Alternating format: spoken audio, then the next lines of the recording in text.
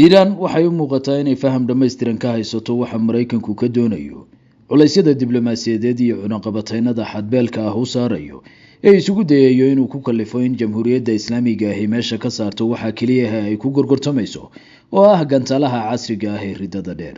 Sida muuqata kadib shirkii Cumaan, Iiraan waxay qaadatay dariiq ka duwan kan warbaahinta laga sheegay ah inay ka munaashaqoonayso waxa ay ka yeelayso qodobada Mareykanku miiska soo saaray.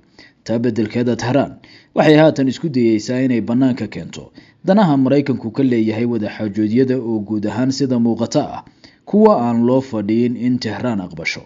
Wasiirka arrimaha dibadda Iiraan Abbas Araghchi oo ah diblomaasiga ugu sarreeya dowladda Jamhuuriyadda Islaamiga ah ee haatan hogaaminaya wadaxaajoodyada barbilowga ah ee aan la suurayn karin natiijadooda ayaa saacado ka hor fasiraad ka bixiyay cidda ka dambaysa nooca heshiis ee Mareykanku doonayo inuu iyaga la galo iyo ciddaasi waa Israa'iil danta ay ka leedahay.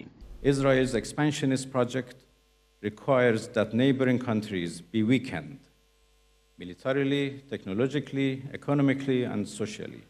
Qorshaha isballaarinta Israa'iil waxaa saldhig u ah in dalalka deriska la ahi daciifaan military ahaan, tiknoolajiyad ahaan, dhaqaale ahaan iyo bulsho ahaanba, taasoo looga gol leeyahay in nidaamka Israa'iil si joogto ah u lahaado gacanta sare.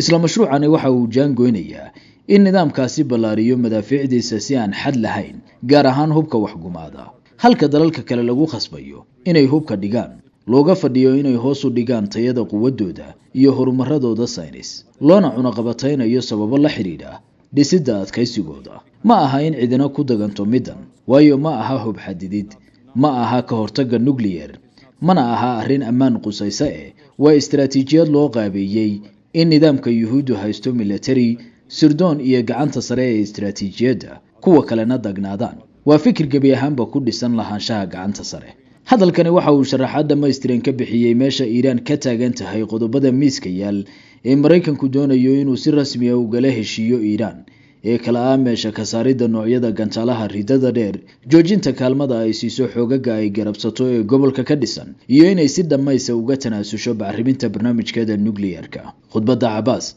waxa ay tustay in Iiraan guud ahaan qodobadan u aragto lama taabtaan iyo quwad xayndaab u ah jiritaanka Jamhuuriyadda Islaamiga ah, waxaana taas dheer inay Tehran si aan caad saarnayn u aragto cidda iskale noocan heshiis ee Mareykanku iyaga ka doonayo oo ah Israa'iil. Abbas Araghchi waxa uu horey hoosta uga xariiqay inaan Iiraan wax heshiis ka geli doonin madaafiicdeeda ridada dheer. Waxa uu rajo ka muujiyey si socoshada wada hadallada oo Iiraan u aragto in laga dheereeyo dhinaca hanjabaadaha awoodeed iyo doonisaha shuruud la'aanta iyo ismuuqooniska ku dhisan, lana aado docda diblomaasiyadda. Madaxweynaha Mareykanka Donald Trump waxa uu dhankiisa xaqiijiyey in wareegga xiga ee wada hadalladu bilaaban doonaan asbuuca xiga. Khubarada arrintan darsaysa waxa ay qabaan inaan natiijo dhaqsale laga filan karin wadaxaajoodka labadan dhinac. Waxa ay arkaan in dhinac walba diiradda saarayo in doonistiisu hirgasho, midkoodna uusan doonayn inuu tanaasulo, taas oo ah mid aan suurtagal ka dhigayn in heshiis dhaqso leh la gaaro.